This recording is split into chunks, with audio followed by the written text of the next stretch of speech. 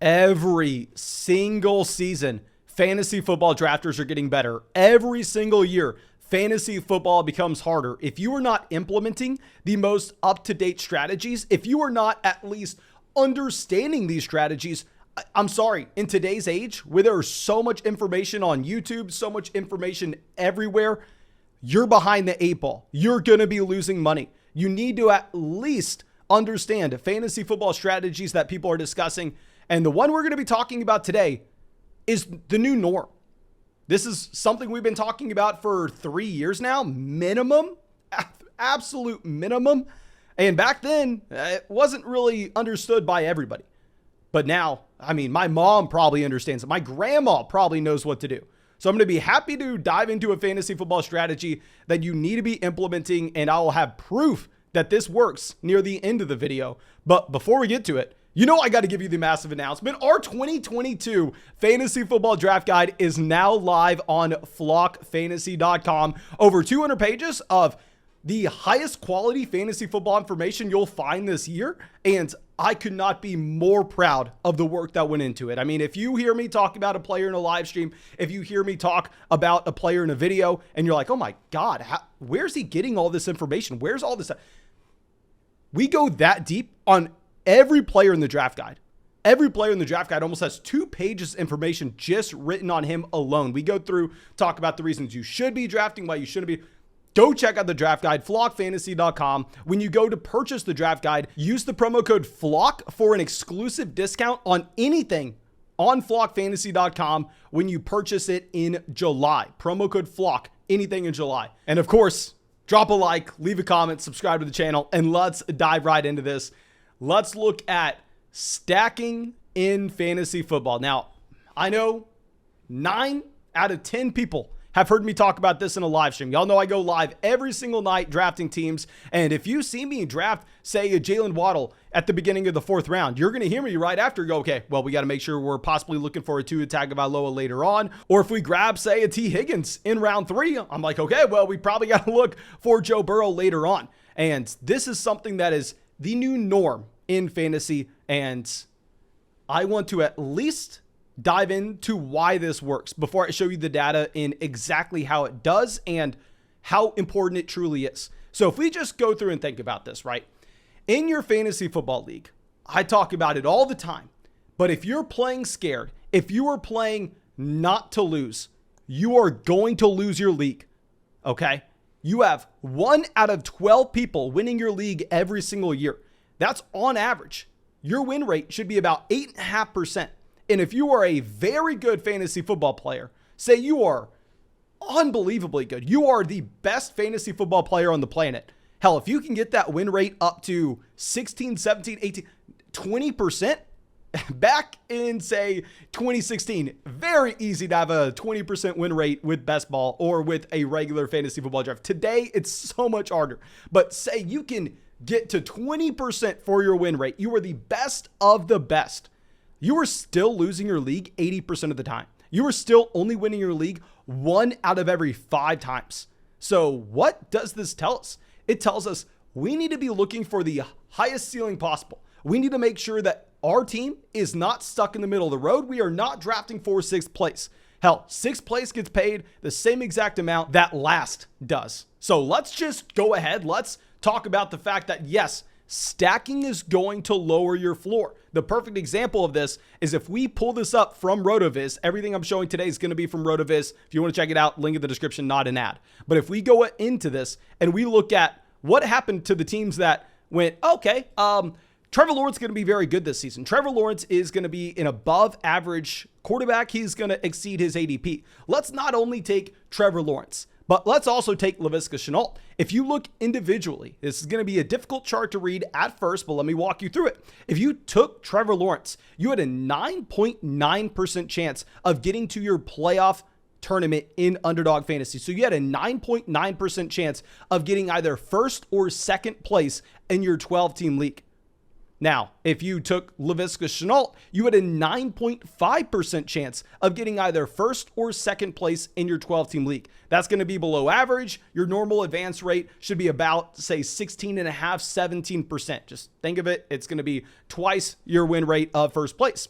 Now, if you took both of these players together, if you took Laviska Shenault and Trevor Lawrence on the same team, and you wanted to go through and stack this Jacksonville Jaguars offense, when Jacksonville face plants, when Urban Meyer causes this to be the worst offense in the NFL, hell, I'm sorry, your expected advance rate is 5.7% to get to the playoffs.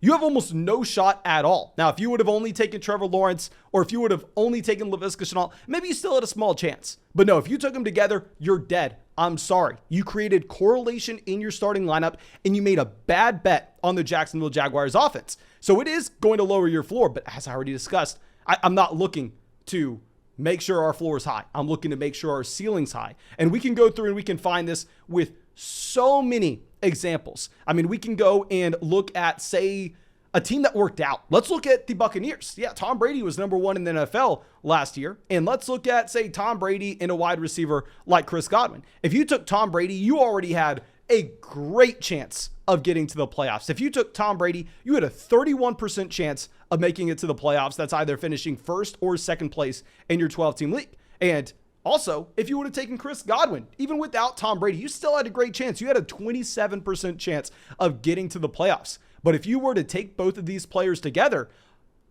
42% of those teams are getting there. You are going to get double the benefit when it works out, and you are going to get double the pain when it doesn't.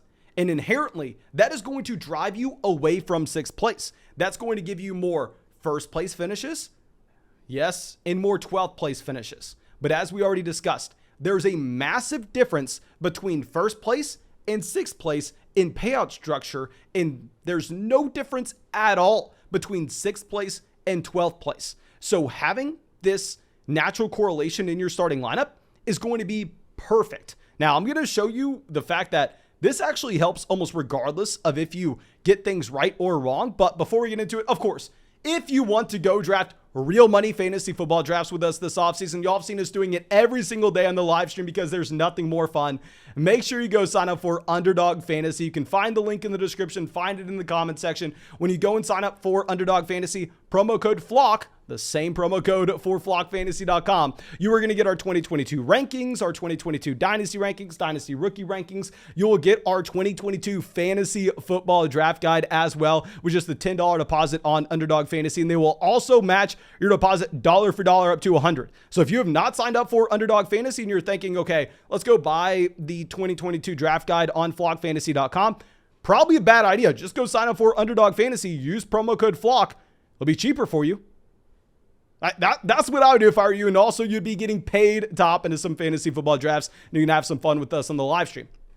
But just for a couple other examples, let's look at the Buffalo Bills and how stacking Josh Allen with, say, someone like Dawson Knox would have really helped you out as well. I mean, if we go ahead and we look at the playoff rates for Josh Allen, hell, Josh Allen crushed quarterback one in fantasy, 22% advance rate. And if you look at the advance rates for Dawson Knox, when he cost you absolutely nothing at the very end of your draft, hell yeah, Dawson Knox crushed 25% advance rate. But if you took those two players together, that gets bumped up to 30%. That's incredible. And one thing that I was surprised finding with this research, one thing that I need to be adjusting my own strategy with, and I've made this mistake time and time again in my own drafts off the live stream and the drafts on the live stream, is stacking your rushing quarterbacks is still going to be important. I mean, if we go out and we look at the advance rates for Jalen Hurts, Dallas Goedert, and Devontae Smith, my expectation was going to be Jalen Hurts. Yeah, I mean, he barely averaged 200 passing yards a game. There was really no passing volume at all in Philadelphia, but he was an elite level rushing quarterback. So with Jalen Hurts, this was going to be someone that he himself had a great advance rate, but maybe the pass catchers in Philadelphia didn't. I mean, I remember Devontae Smith being disappointing. I remember Dallas Goedert being disappointing. But no, if we look at the advance rates for these players, you had Devontae Smith with an 18% advance rate. That's about average. Same thing, Jalen Hurts, about 17%. That's about average, maybe slightly above. And Dallas Goedert at 18%. About average, maybe slightly above. However, if you add the double stack with Jalen Hurts, Dallas Goedert, and Devontae Smith, that actually ended up going to 20%. So I've been of the opinion that these rushing quarterbacks, guys like Lance, Lamar, Jalen Hurts. We're betting on the rushing upside. We don't necessarily care about getting one of those pass catchers. We should probably care about that more than I was giving credit to. It may be even as important to stack these rushing quarterbacks as it would have been with a Tom Brady, as it would have been with a Matthew Stafford. And I'm just going to have Thomas throw these graphs up on the screen fast. Y'all can pause these if you want. I think it would be boring for me to go through and just describe these to you. It's essentially just going to show, hell, if you draft a quarterback one on an NFL team as your quarterback one on your fantasy team. So Tom Brady's a starting quarterback. If you draft Tom Brady as your first quarterback and then you go out and you draft one of their wide receivers, how it affects the distribution of points among teams who did that and on average their advance rates. So I know that's a lot of mumbo jumbo. Maybe it's difficult for y'all to look at these charts, understand these charts, but just look at that top row. Look at the playoff rate. Semifinals, finals, not going to be too important because it's such a small sample that really the playoff rate, that is what is going to matter. And you can compare it to a team that maybe didn't do it. So say if you drafted a quarterback one as your quarterback one and you drafted a wide receiver one. So you drafted, say, the wide receiver one in Arizona, DeAndre Hopkins, and you drafted them as your wide receiver three. Probably not the best example, but you get the point. Then your playoff rate is going to be 17.2% compared to the rest of the field that didn't do that is at 16.7. So if you just accumulate all these graphs in all these advance rates, you're able to see that on average, stacking your quarterbacks with their receivers helps.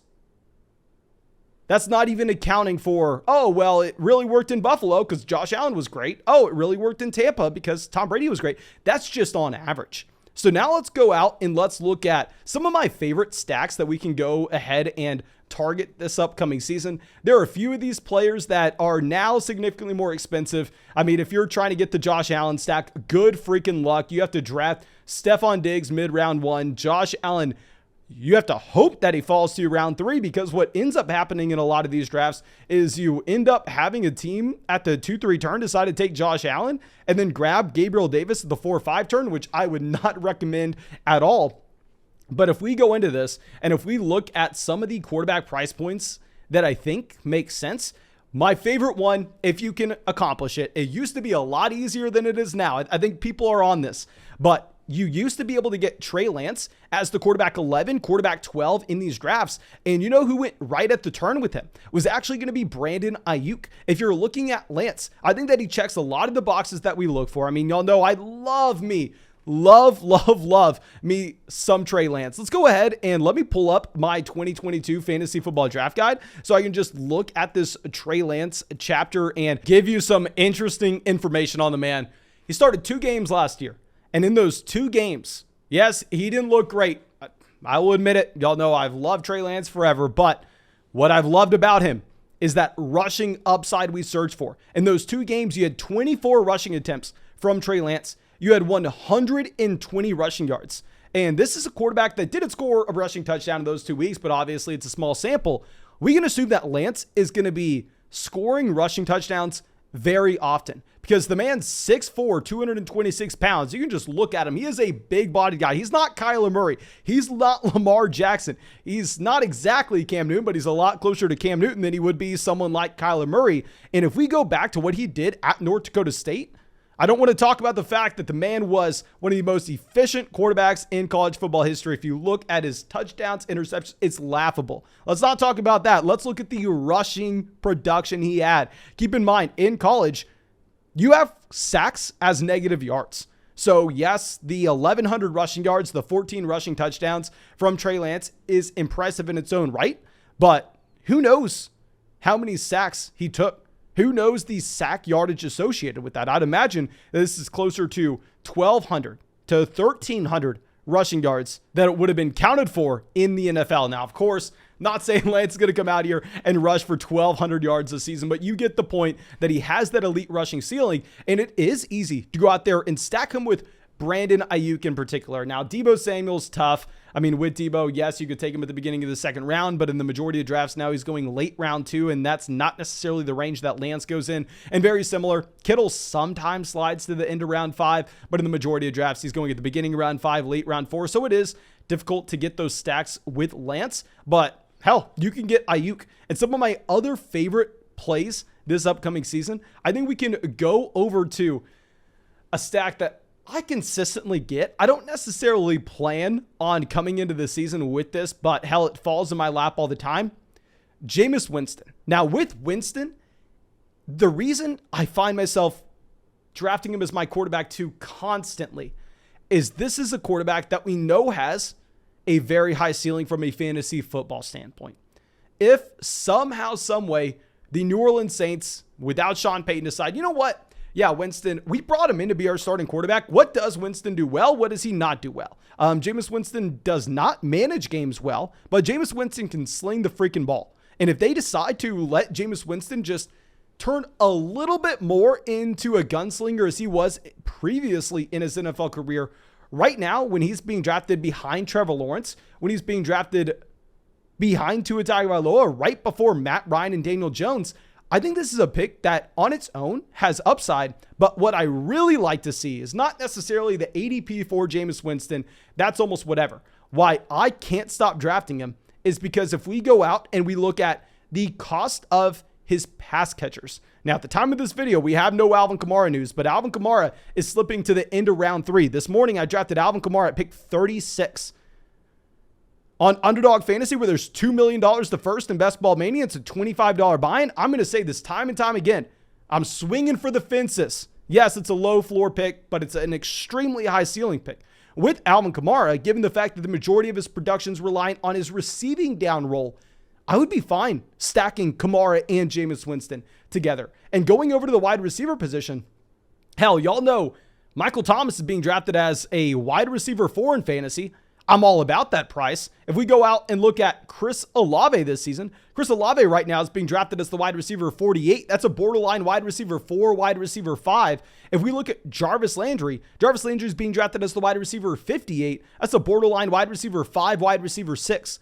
So I find myself consistently grabbing one of those pass catchers early on and then taking Jameis Winston, not necessarily as my quarterback 1, because the data indicates that even if you stack your quarterback 2 specifically in best ball on Underdog Fantasy. Of course, you're not drafting a quarterback 2 if you're in your regular home league. In your regular home league, yes, you still need to be stacking, but this quarterback 2 selection in particular, probably for best ball, or if your home league is going to be super flex, there I think Jameis Winston is an affordable price, but more importantly, I really like his pass catchers. And then going over to our next quarterback that I have found myself backdooring in a couple of these drafts. Now, this is a specific player that I think is actually undervalued at the quarterback position, given the pass catchers he has in his offense. If we look at the fact that he is a running back being drafted in round 2, he is a tight end being drafted as a top 6 guy at the position. He has a wide receiver being drafted in round 6. He has a couple other wide receivers being drafted relatively highly. Jared Goff is a very appealing option late. Because with Jared Goff, we can say, hell, if people are right about this DeAndre Swift price point, if people are right about TJ Hawkinson, if they're right about Amon-Ra St. Brown, if they're right about Jameson Williams, if they're right about DJ Chark, if these players do hit at their ADP, you know what that means? Jared Goff's going to hit whenever he's going as the quarterback 25, when he's being drafted behind Tannehill, behind Mac Jones, behind Zach Wilson, behind Daniel Jones, behind Matt Ryan. So this goes right back to what we were talking about at the beginning of the video. Yes, if you say take DeAndre Swift in the second round and you take Amon-Ra St. Brown in the 6th and you grab Jared Goff as your quarterback 2 at the end.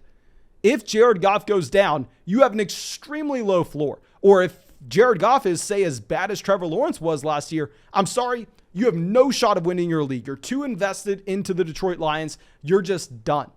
But wouldn't you be done already if the Detroit Lions turned into Jacksonville last year? Wouldn't you already be done when you have Amon-Ra St. Brown and DeAndre Swift? So might as well double down on that bet that you've already made earlier on in your fantasy football draft. Might as well go out of your way and grab Jared Goff. But I think that should be it for this video. I really hope that we were effective in convincing you that if you are one of the few people left in fantasy football not stacking, the data shows you are wrong. The data shows you need to fix this ASAP. DFS players have been doing this for almost a decade. I've been trying to convince people in Dynasty to do this for almost 4 years. We've been talking about doing this in a redraft for almost 4 years as well. This is something you need to be doing, okay? I promise you it's just standard at this point, and if you're not doing it, you're at a disadvantage. But thank you again for being a part of the Flock Sport on the channel. If you have not done so already, go down there, drop a like, subscribe if you play fantasy football, and go get our draft guide on flockfantasy.com. Use promo code FLOCK for that discount in the month of July on any and all purchases. But thank you again. I truly do appreciate you, and I hope you have a great day.